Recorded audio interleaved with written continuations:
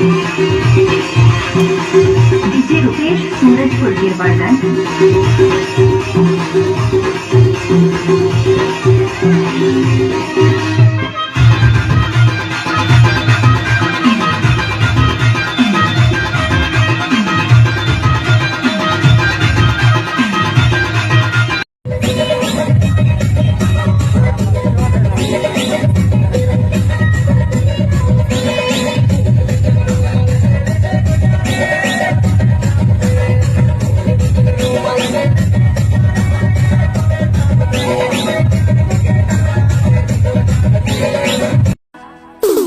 पातर पातर कहनी हाले झूले तोरे बाल, पातर पातर कहनी हाले झूले तोरे बाल, मोला तब हंसाए संगी कर दे बेहाल, गजब के स्मार्ट दिखा था, कसम से झक्कास लगा था।